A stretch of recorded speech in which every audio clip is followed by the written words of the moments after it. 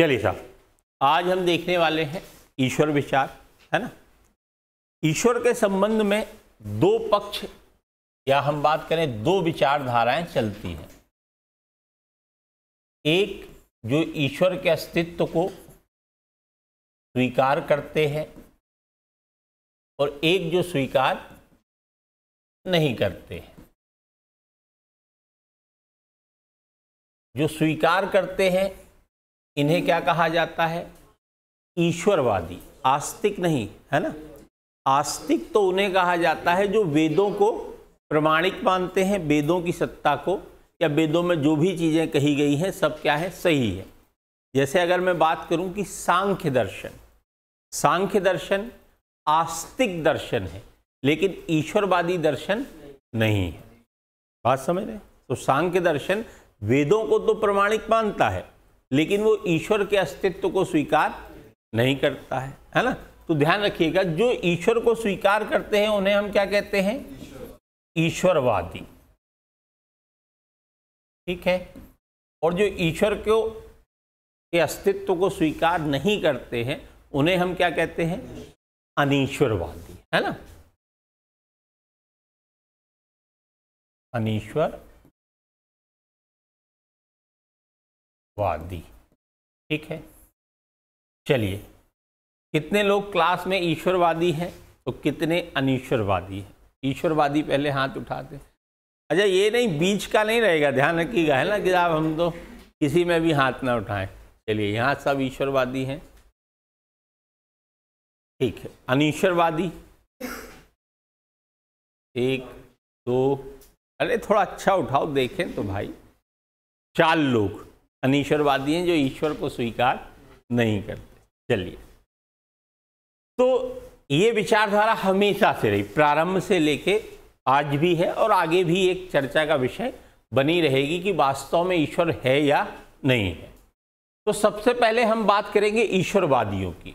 जो ईश्वरवादी कहते हैं कि भाई ईश्वर है, तो ईश्वर है तो उसको सिद्ध करने के लिए या अपनी बात को, अपना पक्ष मजबूत करने के लिए कुछ तर्क देंगे, है ना। तो चलिए ईश्वरवादियों से शुरू करें। क्या तर्क है साहब? क्यों स्वीकार करते हैं ईश्वर को? बोले बोले। दर्शन शास्त्र की क्लास में हम लोग बैठे, बिल्कुल खुल के बुद्धि खोलना पड़ेगी, है ना। हाँ, कोई तो है जो ब्रह्मांड को नियंत्रित कर रहा है, बिल्कुल सही तर्क, है ना। इनका कहना है कि कोई ऐसी सत्ता है जो इस ब्रह्मांड को क्या कर रही है? नियंत्रित कर रही है। इसे कहा जाता है दर्शन शास्त्र की भाषा में व्यवस्था मूलक तर्क।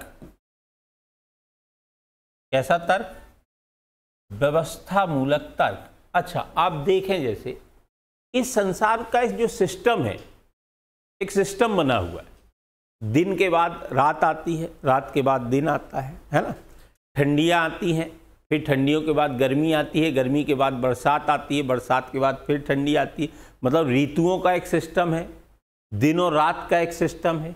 इवन आप सौर मंडल देखें, सौर मंडल के जितने भी ग्रह हैं वो एक निश्चित दिशा में परिक्रमा कर रहे हैं। मतलब एक प्रॉपर सिस्टम बना हुआ है, बना हुआ है। और हमारा डे टू डे का जो अनुभव है वो भी ये बताता है कि जो भी सिस्टम है, अगर कहीं कोई व्यवस्था बनी हुई है, कोई सिस्टम बना हुआ है, तो उस व्यवस्था को बनाने वाला जरूर होगा। बिना बनाने वाले की व्यवस्था नहीं बनती है। आप देखें तो ये हमारा हम पूरा जो हमारा संसार देख रहे हैं, इसमें एक प्रॉपर सिस्टम बना हुआ है। तो इस सिस्टम को बनाने वाला कोई ना कोई तो होगा। तो कौन हो सकता है? इस सिस्टम को बनाने वाला ईश्वर ही हो सकता है ना। क्योंकि आप देखें ना, व्यवस्था क्या अपने आप बन जाती है? नहीं बनती। जैसे हमने एकेडमी में एक व्यवस्था बना रखी है कि भैया मेंस का बैच इतने बजे चालू होगा और इतने बजे खत्म होगा, है ना। ये लेक्चर लगेंगे, ये टीचर आके पढ़ाएंगे, एक व्यवस्था बनाई है। तो कोई ना कोई बनाने वाला है कि ऐसे ही बन गई? एकदम एक दिन जीटी विष्णुगुप्त एकेडमी खुली और एकदम व्यवस्था बन गई कि साहब ये होगा, ऐसा तो है नहीं। कोई बनाने वाला है।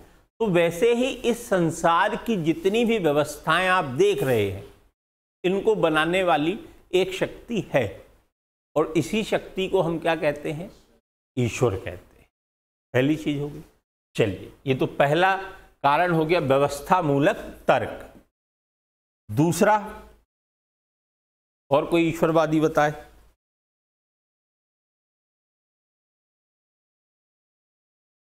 अरे मानते हैं ना ईश्वर को, ऐसे ही मानना है, कुछ तो होगा ना, लॉजिक तो होगा उसके पीछे, कि मैजिक है, लॉजिक होगा, है। चलिए हम बता देते हैं। दूसरा तर्क इसमें दिया जाता है कार्य कारण तर्क। हम और आप ये बहुत अच्छे से जानते हैं और हमने पहले इसको पढ़ा भी है, और जिनने नहीं भी पढ़ा है वो भी ये बात जानते हैं, स्वीकार करेंगे कि प्रत्येक कार्य का कोई ना कोई कारण अवश्य होता है। कोई भी कार्य बिना कारण के नहीं होता है। हम और आप अगर हैं तो इसका भी कोई कारण है, मतलब हमारे और आपके होने का जो मुख्य कारण है वो हमारे माता पिता हैं। सोचिए, अगर हमारे माता पिता ना होते तो हम भी ना होते, और हमारे माता पिता का कारण कौन है? उनके माता पिता, है ना। तो प्रत्येक चीज का कोई ना कोई कारण अवश्य होता है। कोई भी कार्य बिना कारण के संभव नहीं है। आप लोग अगर यहाँ बैठे हैं, तैयारी कर रहे हैं, मतलब आप सिविल सेवा में चयनित होना चाहते हैं, उसका ये कारण है। तो हमारा दैनिक अनुभव ये बताता है कि प्रत्येक कार्य का कोई ना कोई कारण अनिवार्य रूप से होता है।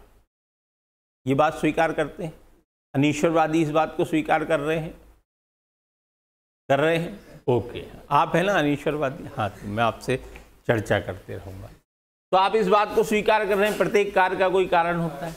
जब हम इस कार्य कारण श्रृंखला को आगे बढ़ाते जाते हैं, है ना, जैसे हमने पूछा वैज्ञानिकों से, जो बड़े बुद्धिजीवी बनते हैं भाई वैज्ञानिक, वही है, हर चीज का कारण वो बताते हैं। हमने उनसे पूछा कि साहब इस संसार का, इस सृष्टि का कारण क्या है? क्या कारण, ये संसार क्यों बना? तो उन्होंने कहा साहब बिग बैंग थ्योरी, महाविस्फोट का सिद्धांत। उन्होंने कहा साहब एकदम महाविस्फोट हुआ और ये संसार बन गया। तो हमने कहा अरे गधे, कि भाई ठीक है, तुमने कह दिया संसार के बनने का कारण क्या हो गया? बिग बैंग थ्योरी, महाविस्फोट सिद्धांत। हमने कहा महाविस्फोट करने वाला अभी तो कोई होगा, महाविस्फोट का कारण क्या? हमने कहा महाविस्फोट का कारण बताओ, क्योंकि हर चीज का एक कारण है, तो महाविस्फोट का भी एक कारण होना चाहिए।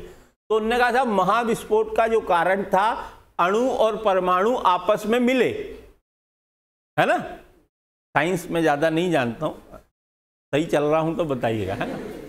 अणु और परमाणु क्या है? आपस में मिले और उनके टकराव के कारण महाविस्फोट हुआ, और महाविस्फोट के कारण विभिन्न प्रकार के जीव, चर अचर जीव का जन्म हुआ, है ना। तो हमने फिर उनसे पूछा, ठीक है, हमने ये भी मान लिया, साइंस तो हम ज्यादा जानते नहीं, आपने कह दिया, हमने मान लिया। पर हमने फिर कहा कि फिर ये जो अणु और परमाणु हैं, ये क्यों मिले, इनका क्या कारण था? तो एक श्रृंखला ऐसी पहुंच जाती है जब वैज्ञानिक कारण बताने में असमर्थ हो जाता। बात समझ नहीं? जैसे हम और आप लॉजिकली रूप से बात करें, महाविस्फोट का कारण हमने पता कर लिया कि भाई अणु और परमाणुओं का मिलना, पर ये अणु और परमाणु क्यों मिले, अब इसका जवाब तो है नहीं किसी के पास। तो फिर वो कारण क्या है? वो कारण है वो अलौकिक सत्ता जिसने उनको मिलाया, जिनने ये विस्फोट किया, जिस विस्फोट के कारण हमारे इस संसार का, इस जगत का क्या हुआ? निर्माण हुआ। तो जब हम कार्य कारण श्रृंखला में, यानी जब हम कार्य जो है उनके कारणों की खोज करते करते करते करते एक ऐसे स्तर पर आ जाते हैं जब हमें कोई ऐसा कारण स्वीकार करना पड़ता है जो कि अलौकिक है, पारलौकिक है ना। और उस पारलौकिक सत्ता के रूप में हम किसको स्वीकार करते हैं? ईश्वर को स्वीकार करते हैं, क्योंकि हमारा अनुभव तो यही कहता है कि प्रत्येक कार्य का कोई ना कोई कारण होना चाहिए। जब हम कारणों की श्रृंखला पे जाके रुक जाते हैं तो वो अगला कारण क्या मान लेते हैं? ईश्वर मान लेते हैं। यहां तक बात क्लियर? अनीश्वरवादी स्वीकार है तर्क? चलिए ठीक है, अगला तर्क देते हैं। प्रयोजन मूलक तर्क, ईश्वर को सिद्ध करने का जो अगला तर्क है प्रयोजन मूलक तर्क। देखिए, प्रयोजन मूलक तर्क ये कहता है कि साहब कोई भी चीज या कोई भी व्यवस्था है या कोई भी चीज है, वस्तु है, कार्य है, तो उसका कोई ना कोई प्रयोजन अलग होता है, आवश्यक रूप से प्रयोजन के लिए बनाई जाती है। तो जब हम इस पे विचार करते हैं कि इस जगत का, इस संसार का प्रयोजन क्या है, इसे क्यों बनाया गया है ना, इस पे विचार किया जाए। हर चीज किसी ना किसी कारण से बनती है। कैमरा बना है ताकि रिकॉर्ड कर सके, मैं बना हूं ताकि पढ़ा सकूं, आप बने हैं ताकि पढ़ सकें। हर चीज का कोई ना कोई प्रयोजन है। तो इस संसार का भी कोई ना कोई प्रयोजन होगा। तो इस संसार का प्रयोजन क्या है, ये संसार क्यों बना? तो हम कह सकते हैं जो संसार का प्रयोजन है, इसका प्रयोजन ईश्वर ने इसको बनाया है। किस लिए? ताकि ईश्वर लोगों के कर्म फल प्रदान कर सके। जो भी कर्म फल हैं, है ना, जैसे कर्म नियम हम पढ़ते हैं, जो जैसा कर्म करेगा वैसे फल प्राप्त करेगा। तो ईश्वर ने अपने कर्म फल के संचालन के लिए इस संसार का क्या किया है? सृजन किया है। तो इस संसार का प्रयोजन क्या हो गया? कर्म फल देना। भाई संसार को इसलिए बना दिया कि भाई आपने जो पिछली योनि में जो भी पुण्य या पाप किए होंगे, इस योनि में आके आप उनको भुगतें। इस संसार सागर को ईश्वर ने इसलिए क्या किया?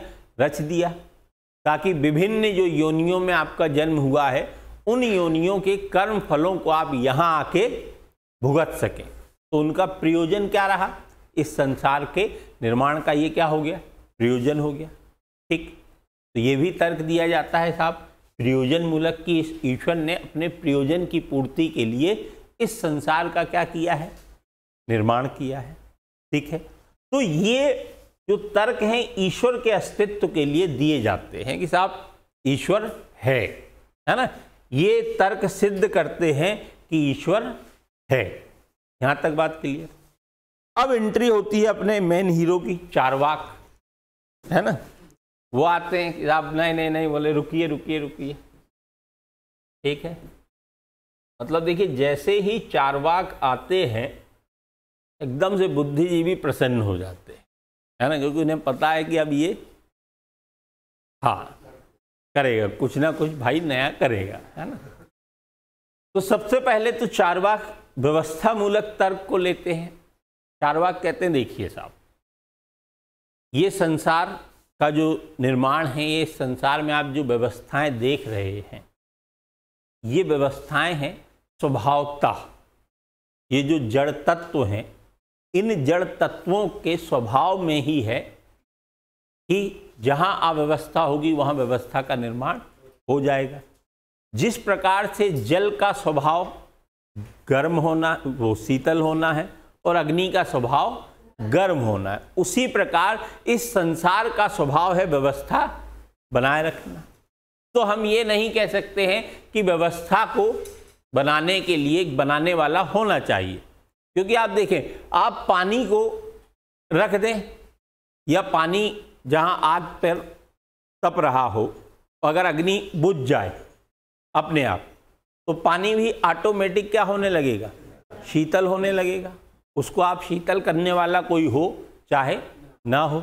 अगर कहीं अग्नि प्रज्वलित हुई है तो वो तो ऑटोमेटिक गर्म होगी, उसको कोई गर्म करने वाला हो या ना हो। इसी प्रकार ये जगत है, यहाँ व्यवस्थाएं बनेंगी, चाहे कोई व्यवस्थापक हो चाहे ना हो। और अगर आप ये कह रहे हैं कि ईश्वर व्यवस्थापक है, फिर चारवाक अगला आक्षेप देता है कि आप कह रहे हैं कि अगर ईश्वर व्यवस्थापक है तो हमें इस संसार में जितनी भी अव्यवस्थाएं दिखाई देती हैं, फिर वो क्यों? जैसे आपने कहा कि पूरा सिस्टम बना हुआ है, व्यक्ति जन्म लेता है, फिर युवा होता है, फिर वृद्ध होता है, फिर मर जाता है। तो हमने तो कई देखा है, कई 6-6, 8-8 साल के मासूम बच्चों को मरते हुए, है ना। बाढ़ आई और पूरा गांव का गांव तबाह होते हुए, ये तो अव्यवस्थाएं भी है ना। बम गिरा एकदम पूरा जापान शहर खत्म, ये तो अव्यवस्थाएं। तो अगर ईश्वर है तो फिर ये अव्यवस्थाएं नहीं होना चाहिए। अगर हम उसको एक व्यवस्थापक के रूप में स्वीकार करें, चलिए भैया हमने मान लिया कि एक व्यवस्थापक है, वो ईश्वर है, तो फिर ये संसार में इतनी अव्यवस्थाएं देखने को क्यों मिल रही हैं? अगर ईश्वर होता, वास्तव में अगर ईश्वर होता तो फिर तो वो अव्यवस्थाएं ना रखता। भाई हमने कहा कि क्लास का ये टाइम रहेगा, ये लेक्चर लगेंगे, तो मैं हूं तो देख रहा हूं। अब मैं ना रहूं, बात समझिएगा, मैं ना रहूं और आप कहें कि भाई व्यवस्थाएं बनी हुई हैं, तो आप कह सकते हैं ईश्वर है। और अगर मेरे होते हुए भी क्लास में अव्यवस्थाएं चल रही हैं तो फिर मेरे होने या ना होने का कोई मतलब तो नहीं है। उसी प्रकार चार्वाक कहता है कि हम तो इस संसार में व्यवस्था से ज्यादा अव्यवस्थाएं देख रहे हैं। भाई अभी किसानों की फसलें कट के रखी हैं और बारिश दिए पड़ी है, हो रही कि नहीं? किसानों की फसलें बर्बाद हो रही हैं, तो ये तो अव्यवस्था है ना। अगर ईश्वर होता तो वो कहता नहीं बस बस बस सितंबर का महीना हो गया, अब रुक जाओ, अक्टूबर में कटाई मटाई का समय चालू हो गया है, उनको कटाई कर लेने। पर ऐसा तो है नहीं। तो हम ये देख रहे हैं, हमारा दैनिक और व्यावहारिक अनुभव ये कहता है कि व्यवस्था से ज़्यादा इस संसार में अव्यवस्था है। और अगर ईश्वर होता और व्यवस्थापक होता तो फिर ये अव्यवस्थाएं मेरे ख्याल से तो कोई भी ईश्वर नहीं करता, क्योंकि ईश्वर को हम क्या मानते हैं? दयालु मानते हैं। कोई भी दयालु ईश्वर इस प्रकार की अव्यवस्थाएं नहीं करता। तो व्यवस्था मूलक तर्क का खंडन यहाँ चार्वाक कर देते हैं। ठीक है, तो इंसान ही अव्यवस्था, तो इंसान ही है तो फिर ईश्वर क्यों भाई? आप कह रहे हैं कि ये सब असंतुलन जो हो रहा है उसका कारण वो इंसान है, तो हम कह रहे हैं कि जो व्यवस्थाएं हैं उनका कारण भी इंसान है। व्यवस्थाएं भी जो बनी हुई हैं उनका कारण भी क्या है? इंसान है। फिर ईश्वर ईश्वर क्यों चिल्ला रहे हैं? वाई? व्यवस्थाओं का, चलिए अव्यवस्था का हमने मान लिया कि भाई ये जो ग्लोबल वार्मिंग हो रही है ये मानव कर रहा है, इसलिए सब हो रहा है, ओके। तो फिर ये जितनी व्यवस्थाएं बनी हैं, सिस्टम बना है, ये भी तो मानव ने ही बनाया है। तो ईश्वर क्यों? हमारे और आपके बीच में ईश्वर क्यों नहीं होना चाहिए? जरूरत ही नहीं है। सारी चीजें जब हम और आप कर रहे हैं तो हम और आप ही परम सत्ता है। अहम ब्रह्मास्मि, हम ही क्या है? ब्रह्म है ना। तो पहला व्यवस्था मूलक तर्क क्या हो जाता है? खंडित। किसी ईश्वरवादी को कोई प्रश्न हो तो कर सकता है, खुला मंच है। आ रहे हैं कर्म नियम, आ रहे हैं ना, यहाँ पे आएंगे। हाँ, वो तो प्रयोजन मूलक में है, आ रहे हैं, उस पर अपन कर्म नियम पे आएंगे, है ना। व्यवस्था मूलक से संतुष्ट हैं। मतलब देखिए ईश्वरवादियों को डर कितना अंदर तक बसा है कि वो मान के भी, मतलब मान तो क्या, दिमाग मान गया है, दिमाग मान गया है, मन नहीं मान रहा है। मन कह रहा है अरे यार अगर मैंने यहाँ हाँ कह दी मेरे साथ कुछ गड़बड़ ना हो जाए, है ना। तो ये डर है तो ईश्वर बनाए हुए। ठीक है, चलिए दूसरे पे आते हैं, कार्य कारण तर्क। चार्वाक कहता है कि ठीक है साहब, हम कार्य कारण तर्क को स्वीकार करते हैं। चार्वाक क्या कहता है? हम कार्य कारण तर्क को स्वीकार करते हैं। तो स्वीकार के उसमें अगर हम ये कहें कि भाई कोई कारण नहीं मिल रहा है इसलिए अंतिम कारण ईश्वर है, तो फिर तो ये कार्य कारण तर्क की जो श्रृंखला है वो अपने आप में ही आपने क्या कर दिया, फिर आपको ईश्वर का भी कोई कारण देना पड़ेगा। अगर कार्य कारण सिद्धांत को हम माने तो हमने कह दिया इस जगत का, इस सृष्टि का निर्माण करता कौन हो गया? ईश्वर। तो फिर ईश्वर का निर्माण करता कौन? आप कहें नहीं साहब ईश्वर तो अकारण है, कहते हैं ना स्वयंभू है, जिसकी उत्पत्ति स्वयं से हुई हो, उसकी उत्पत्ति के पीछे कोई ना हो। अरे तो भैया फिर तो ये जो वैज्ञानिक सिद्धांत है कार्य कारण वाला, ये तो खत्म ही हो जाता है, फिर तो ये अवैज्ञानिक हो गया। स्वतः ही क्या हो गया, ये तो आत्मघाती है। ईश्वरवादी अगर कार्य कारण के अंतिम कारण में ईश्वर को मान रहे हैं तो फिर ईश्वर का भी कोई कारण बताना पड़ेगा। वहीं ईश्वरवादी कहते नहीं साहब, ईश्वर कैसा है, अजन्मा है, जिसका कभी जन्म नहीं होता, अकारण है, जिसका कोई कारण नहीं होता, ऐसी सत्ता, उसको हम क्या कहते हैं, ईश्वर। तो चारवाक कहते हैं अरे गधो, फिर तो ये कार्य कारण श्रृंखला ही क्या हो जाएगी, अपने आप में समाप्त, आत्मघाती सिद्धांत है। क्लियर हुई बात। तो ये कार्य कारण सिद्धांत को भी क्या कर देते हैं, खारिज कर देते हैं कि भैया देखिए, कार्य कारण सिद्धांत से आप ईश्वर के अस्तित्व को सिद्ध नहीं कर सकते। यहां तक बात क्लियर। चलिए तीसरे पे आते हैं। तीसरा सिद्धांत कहता है कि साहब प्रयोजन मूलक, मतलब इस संसार का जो निर्माण है ईश्वर ने प्रयोजन के लिए किया है। ठीक, तो चारवाक कहते हैं नहीं साहब देखिए, प्रयोजन के लिए नहीं किया है, ये आप फालतू बात ना करें। ये जो संसार का निर्माण हुआ है ये चार जड़ तत्वों के मिश्रण से हुआ है, और ये चार जड़ तत्वों का स्वभाव ही है क्या करना, इस जगत का निर्माण करना। ठीक है, कोई प्रयोजन इसके पीछे काम नहीं कर रहा है। ठीक है, इसीलिए चारवाक के सिद्धांत को यदुइच्छावाद कहा जाता है कि ये चार जड़ तत्व अपनी स्वयं की इच्छा से क्या हुए हैं, आपस में मिले हैं, और आपस में मिलने के परिणाम स्वरूप इस जगत का क्या हुआ है, निर्माण हुआ है। क्योंकि अब चारवाक कहते हैं भाई, जैसे ईश्वरवादी कहते हैं कर्म फल के लिए, चारवाक कहते हैं कर्म फल किसको मिलेगा यार, तो आप कहते हैं आपकी आत्मा को, है ना, कर्म करेंगे आपकी आत्मा फल भुगतेगी। चारवाक कहते हैं आत्मा है ही नहीं। चारवाक पहले ही कह रहे हैं, बोले आत्मा जैसा तो कुछ है ही नहीं, वो तो चेतना है, चेतना शरीर का गुण है, शरीर समाप्त चेतना समाप्त। और जब आत्मा ही नहीं है तो पुनर्जन्म किसका,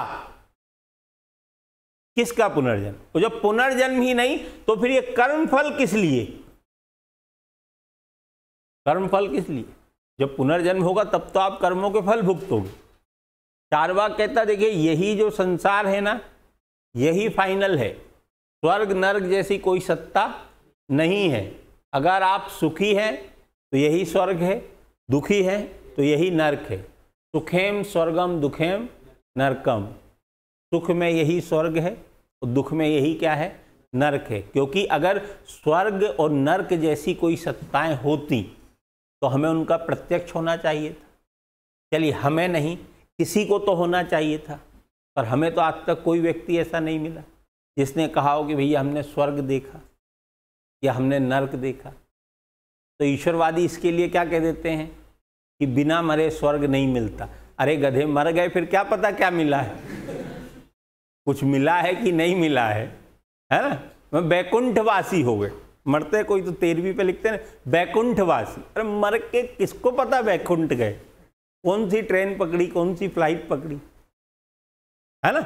मतलब ये सारी चीजें अगर ईश्वर की हम बात करें तो ईश्वर केवल भ्रम का, डर का और आस्था का, तीन चीजों के कारण इसका क्या होता है, निर्माण होता है। बाकी तार्किक रूप से कहीं भी आप ईश्वर को सिद्ध नहीं कर सकते, क्योंकि चारवाक कहता है देखिए स्वर्ग नर्क जैसी सत्ताएं तो है नहीं, होती तो हमें दिखलाई देनी चाहिए। कर्म फल की बात ही नहीं हो पाएगी। क्यों? क्योंकि आत्मा है ही नहीं ना। आत्मा होगी तब तो कर्म फल मिलेगा। जब आत्मा ही नहीं है, चेतना है, तो चेतना शरीर समाप्त तो चेतना भी समाप्त। ठीक है, इसीलिए चारवाक कहता है लोड नहीं लेना, बिल्कुल लोड नहीं लेना, जीवन में तनाव नहीं लेना। पीवेत पीवेत पुनः पीवेत, पीजिए पीजिए फिर से पीजिए। क्या कह रहा है, पियो पियो फिर से पियो, यावत पतति भूतले, यावत मतलब जब तक, पतति गिर ना पड़ो, कहां पे, जमीन पे, और फिर उठो, फिर पितवा पितवा पुनः पितवा, यावत पतति भूतले। चार्वाक कह रहा ना कि भाई याव जीवते सुखम जीवते, ऋण कृत्वा घृतम पीवते, भाई ऋण लेके भी घी पियो, तनाव नहीं लेना है, क्योंकि भस्मीभूतस्य देहम पुनरागमन कुतः, फिर पुनरागमन तो होना ही नहीं, तनाव क्यों जीवन में, क्योंकि हमने यहां सिद्ध किया है ईश्वर का अस्तित्व तो है ही नहीं। जब ईश्वर नहीं है, आत्मा नहीं है, तो फिर किस बात का पुनर्जन्म। बात समझ। चार्वाक कह रहा है आपको जो सही लग रहा है वो एथिकल है, आपको जो सही नहीं लग रहा है वो अनएथिकल है, क्योंकि अगर चीजें होती तो आपको उसका प्रत्यक्ष होता, आप अपनी ज्ञान इंद्रियों के माध्यम से उसको क्या कर पाते, प्रत्यक्ष कर पाते। वायु का प्रत्यक्ष होता है, जल का होता है, अग्नि का होता है, पृथ्वी का होता है ना, इसलिए वो इन चार जड़ तत्वों को स्वीकार करता है। अच्छा, एकदम इग्नोरेंस वाली फिलॉसफी भी नहीं है चार्वाक की। चार्वाक भी आपके भारतीय दर्शन में उसी रूप में चले हैं जिस प्रकार से आपके जो ईश्वरवादी दर्शन चले हैं। भाई ईश्वरवादी क्या कहते हैं कि इस संसार का जो रचना है वो 5 तत्वों से हुई, पंच महातत्व जिन्हें कहा जाता है। चार्वाक क्या कह देता है, 5 नहीं 4, क्योंकि वो तार्किक है ना। वो क्या कह रहा है, 5 नहीं 4। एकदम उसकी फिलॉसफी उल्टी नहीं है, जैसे हम कहते हैं ना कि चार्वाक की फिलॉसफी बिल्कुल उल्टी नहीं। चार्वाक की फिलॉसफी चूंकि लॉजिकल है, तो जो चीजें लॉजिकल रहती हैं और जब हम उसके पीछे का लॉजिक नहीं दे पाते हैं तो हम उस फिलॉसफी को क्या कह देते हैं, इनलॉजिकल, जबकि वास्तव में हम इनलॉजिकल हैं और हम उस फिलॉसफी को क्या कह रहे हैं कि वो फिलॉसफी क्या है, इनलॉजिकल। अरे ईश्वर है तो भाई तर्क दो ना। ईश्वर ने, चलिए अगर हम ये मान लें कि हमारा और आपकी रचना ईश्वर ने की है, ईश्वरवादी इस मान को मानते हैं, तो ईश्वर ने हमें बुद्धि दी है, बुद्धि में हमें तर्क दिए हैं।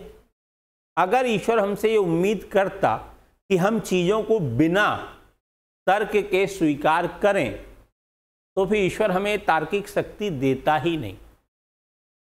अगर हमारी रचना ईश्वर ने की है तो, अगर ईश्वर ने हमारी रचना की है और तार्किक बुद्धि दी है, तो हमें तभी ईश्वर को स्वीकार करना चाहिए जब हमारे तर्क कहें। बात समझे, जब हमारे तर्क कहें कि हाँ यार ईश्वर है। आप देखें गांधी, आप क्या कहते हैं, गांधी ईश्वरवादी थे?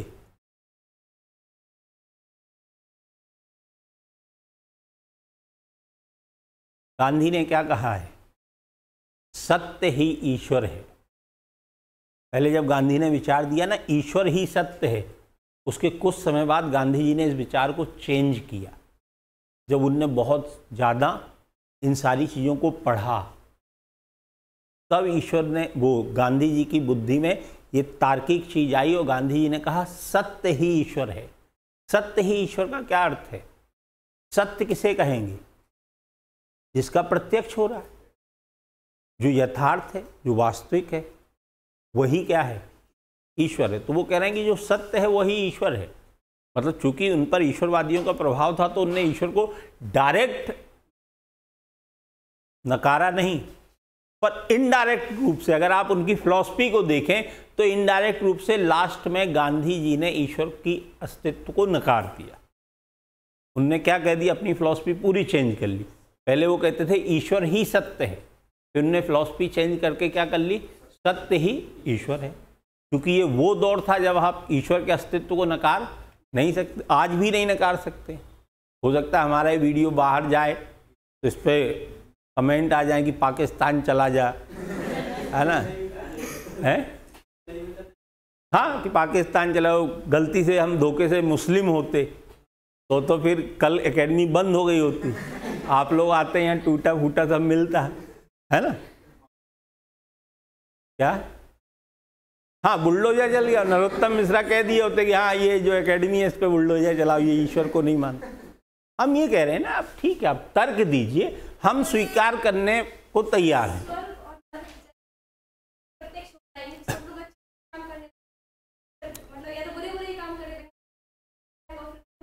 अच्छा चलिए, इनका कहना है कि अगर स्वर्ग और नर्क दिखाई देते तो सब अच्छे अच्छे काम या सब बुरे बुरे काम करते। तो क्या आपका ईश्वर ये कहता है कि बुरे बुरे काम करो? कोई ईश्वर ये चाहेगा कि लोग बुरे कर्म करें? फिर तो वो दयालु नहीं हुआ है, फिर तो वो परोपकारी नहीं हुआ। ईश्वर के तो गुण हैं, दयालुता, परोपकार, ये सब गुण है ना, सर्वशक्तिमान, सर्वज्ञ। क्या कर्म? अच्छा, मतलब दुनिया को चलाने के लिए बस वो बना दिए क्या? नहीं यार, मुझे एंटरटेनमेंट चाहिए तो इनका निर्माण कर दिया, चल तू पीएससी की तैयारी कर, तू यूपीएससी की कर, तू खेती किसानी कर, तू मजदूरी कर, अब बस इंटरटेनमेंट। तो हम ईश्वर के एंटरटेनमेंट की वस्तु हैं।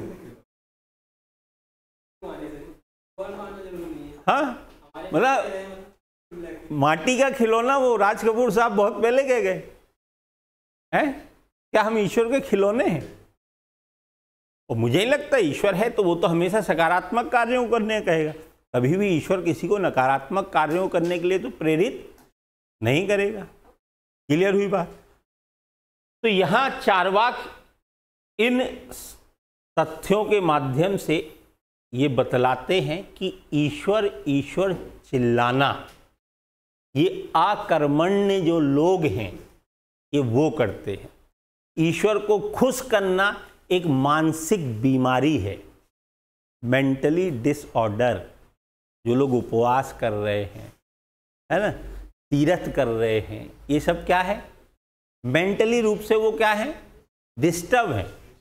ये मानसिक बीमारी है। ईश्वर को अगर आप प्रसन्न कर रहे हैं, है ना, ईश्वर ईश्वर चिल्लाना उनके लिए जो कर्म नहीं कर रहे वो ईश्वर चिल्ला रहे। आप तो कर्म कीजिए ना, आपको जो चाहिए आप कर्म से प्राप्त कीजिए। आप ईश्वर के पीछे क्यों पड़े कि भगवान मुझे पीएससी में सिलेक्शन दे दे? तो अगर ईश्वर है तो मैं कह रहा हूं फिर आप यहां क्यों बैठे? आप मंदिर में जाके बैठिए। 6 घंटे आप एकेडमी आते हैं, यहाँ बैठते हैं, 6 घंटे आप किसी मंदिर में जाके बैठिए, वो ज़्यादा ठीक रहेगा। ईश्वर अगर है तो वो भी देखेगा ना, यार बेचारा 3 साल से डेली 6 घंटे बैठता है, तो डीसी तो डिजर्व करता है कि नहीं? यानी कहीं ना कहीं हमारे और आपके चेतन मस्तिष्क में और अवचेतन मस्तिष्क में ये बात क्लियर है कि ईश्वर नहीं है, लेकिन एक जो बड़ा भय है, जो डर है, उसके कारण हम इस बात को बाहर नहीं आ पा रहे, क्योंकि हमें हमेशा कुछ बुरा ना हो जाए का डर सताता रहता है। और उस डर को मानसिक सुरक्षा कौन प्रदान करता है? ईश्वर। ईश्वर क्या करता है? आपको मानसिक सुरक्षा। जैसे मनोवैज्ञानिक ईश्वर की बहुत बढ़िया व्याख्या करते हैं। मनोवैज्ञानिक कहते हैं ईश्वर जो है वो आपको भावनात्मक सुरक्षा देता है। आपका रिजल्ट आया, आप फेल हुए, पंडित जी घर आए, अरे तेरी कुंडली में अभी था ही नहीं, काल्प सर्प दोष चल रहा है, शनि की ढैया चल रही है, ढैया का ये बस 2.5 वाला है, अगले बार तू गया बन गया, समझ ले। आप खुश कि अरे यार मेरी गलती नहीं थी, तो 7.5 जो चल रहा था उसने लफड़ा कर दिया, अपना कोई फॉल्ट नहीं। तो मानसिक रूप से आप क्या हो गए? सुरक्षित हो गए, है ना। अब देखें, विदेशों में आत्महत्या के केस ज़्यादा होते हैं। फॉरेन कंट्रीज जो हैं, जो इस्माइल दुर्खीम है समाजशास्त्री, उन्होंने आत्महत्या का सिद्धांत दिया, है ना। तो उन्होंने अलग अलग प्रकार की आत्महत्याएं बताई, पर जो मेन उनका निष्कर्ष था उसमें उन्होंने बताया जो पश्चिमी समाज हैं, जो आधुनिक समाज हैं, यहाँ पर आत्महत्याएं ज़्यादा हो रही, और जो भारतीय समाज हैं या इस प्रकार के जो ईश्वर को मानने वाले समाज हैं, यहाँ आत्महत्याएं अपेक्षाकृत कम होती। क्योंकि हमारे साथ अगर कुछ बुरा होता है, हमारे साथ कुछ गलत होता है, तो हम उसको ईश्वर की मर्जी मान लेते हैं। क्या ठीक है यार, भगवान की मर्जी, है ना। शादी हुई, औरत या आदमी खराब मिल गया, क्या मान लेते हैं? भगवान की मर्जी है। जोड़ियां तो ऊपर बनती हैं, 7 जन्म तक बना। हाँ, अपन क्या मान लेते हैं? यार चलो ये तो ऊपर वाले की मर्जी है, हम क्या कर सकते। माँ बाप ये मान लेते हैं अगर लड़का लड़की खराब निकल गया, क्या करें साहब, ईश्वर की मर्जी।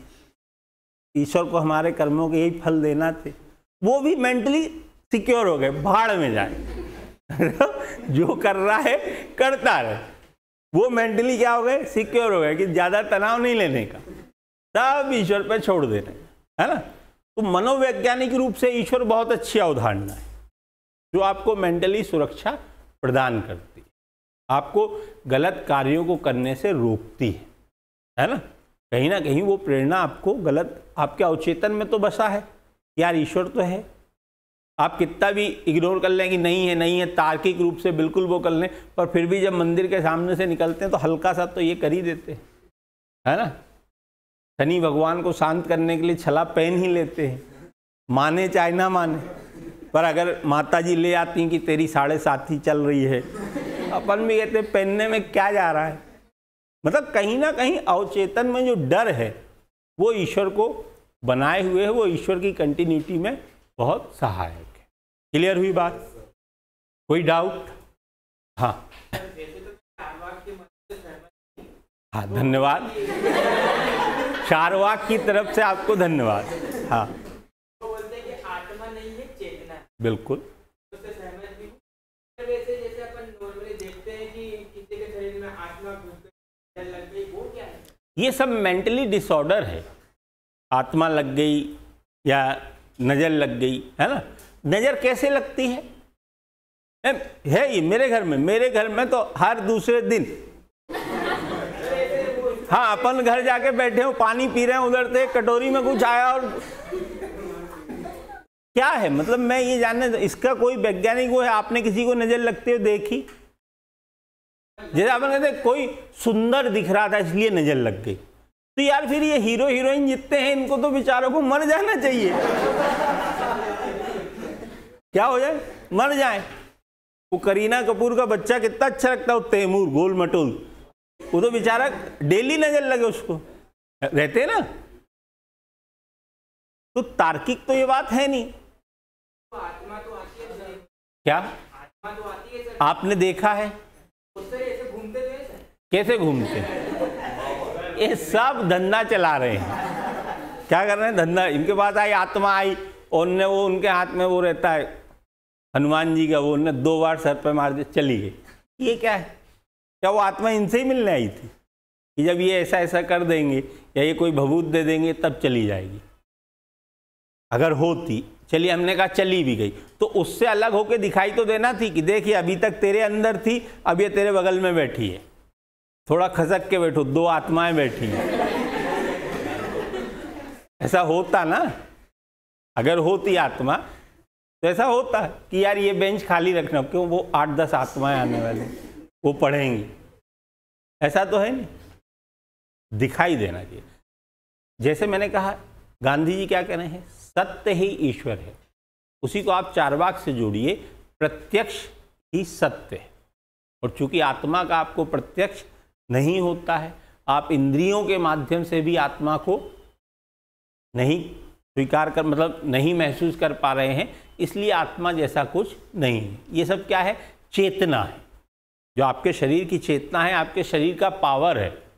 और ये आपके शरीर में इतना पावर है कि आप इसको अभी तक वैज्ञानिक भी समझ नहीं पाए। मतलब जैसे हम लोग कहते हैं ना, हमने हमारे दिमाग का जो यूज़ किया है 0.50% किया, मतलब 1% 2% भी अभी हम यूज़ नहीं कर पाए।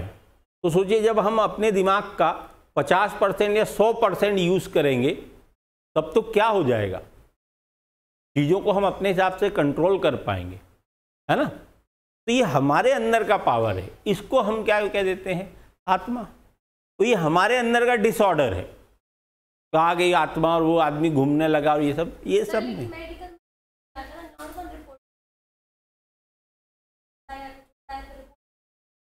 हाँ, इसीलिए तो आती है, ये आत्मा नहीं है। मेंटली रूप से आप परेशान थे, आपने उसको क्या कर लिया, एज्यूम कर लिया, बना लिया, आपने अपने हिसाब से बना लिया कि आत्मा है। और मैंने जो बताया ना कि आपका दिमाग इतना पावरफुल है, आप खुद सोचिए ना, आप दिमाग का 0.50% इस्तेमाल कर रहे हैं, 3%, 4%, 5% पे पहुंच जाएंगे तो आप तो आपके दिमाग से क्या क्या चीज़ें बना सकते हैं।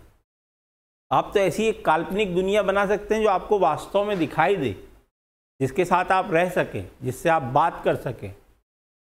होता है ना, जो लोग जैसा किस सबसे ज़्यादा बुद्धिमान आइंस्टीन को माना जाता है, उनने अपने दिमाग का कितना यूज़ किया, 2% के आसपास, है ना।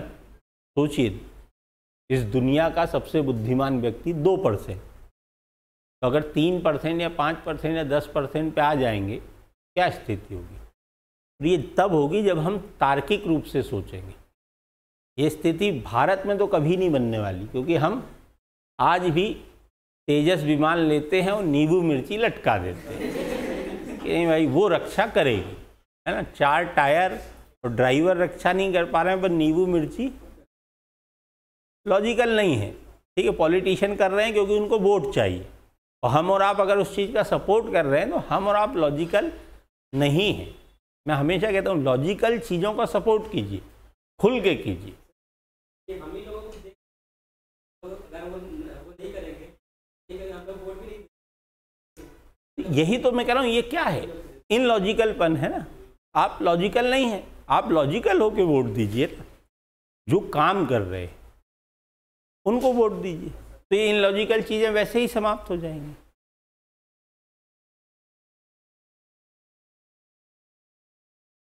हाँ,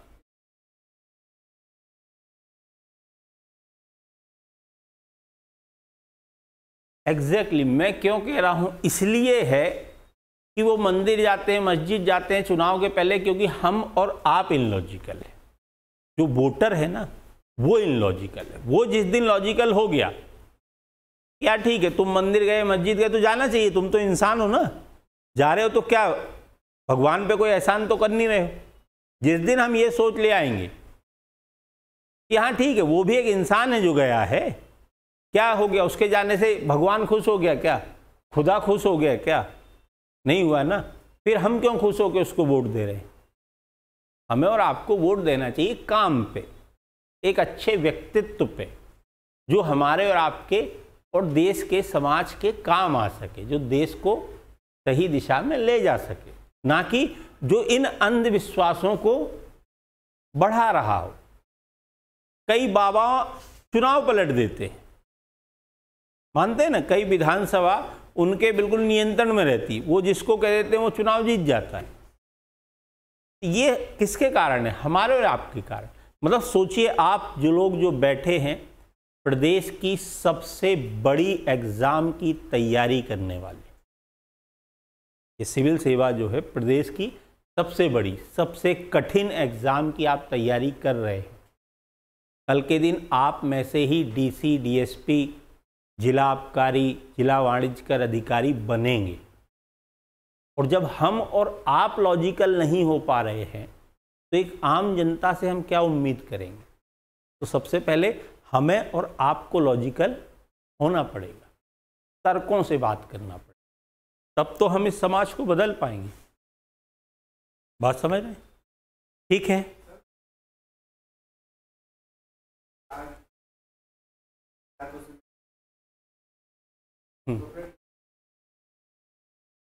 क्या यदु इच्छावाद, वो कहते हैं इसके पीछे कोई कारण मारण नहीं है।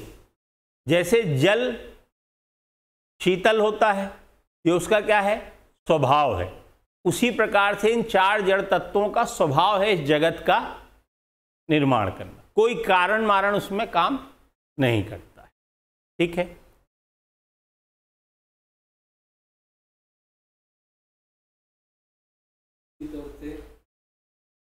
हाँ नहीं, नास्तिक को क्या समझ रहे हैं आप?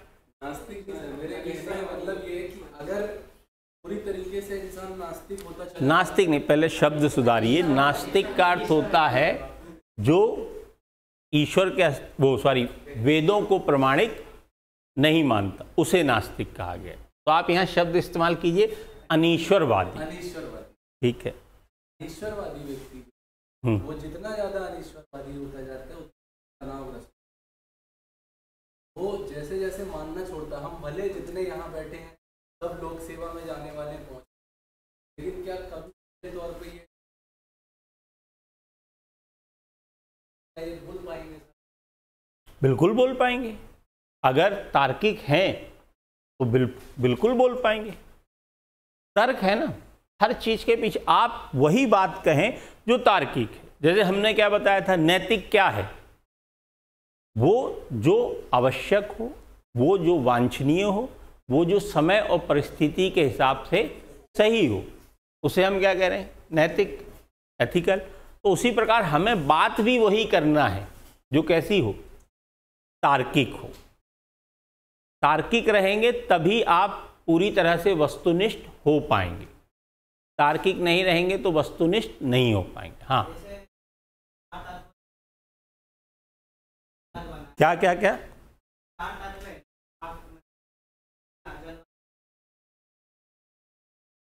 चार जड़ तत्वों से संसार बन गया।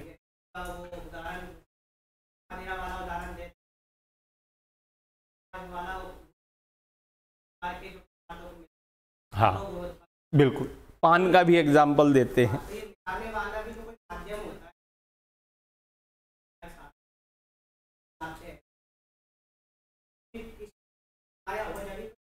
मैं वही तो कह रहा हूं, वही प्रश्न उनने कहा था। यहां पर चार्वाक कहते हैं यदु इच्छावा। अब आप कहें कि पानी ठंडा हो जाता है, जैसे मैं कहूं कि पानी क्या हो जाता है? ठंडा हो जाता है। तो आप कहें भाई ठंडा करने वाला कोई ना कोई तो होगा। पानी गर्म हो जाएगा। अरे आप कितना भी पानी को गर्म कर दो, फिर गर्म करना छोड़ दो, क्या उसको ठंडा करने की जरूरत आपको पड़ेगी? वो ऑटोमेटिक हो जाएगा, क्योंकि वो उसका क्या है? स्वभाव है। अग्नि, अग्नि को गर्म नहीं करना पड़ता।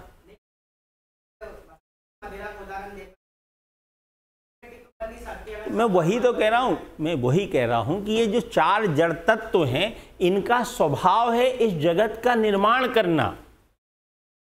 इनको कोई मिलाने वाला नहीं है, ये इनका स्वभाव है। जिस प्रकार जल का स्वभाव शीतल होना है और अग्नि का स्वभाव गर्म होना है। क्लियर हुई बात? तो आज के बाद कितने ईश्वरवादी बचे?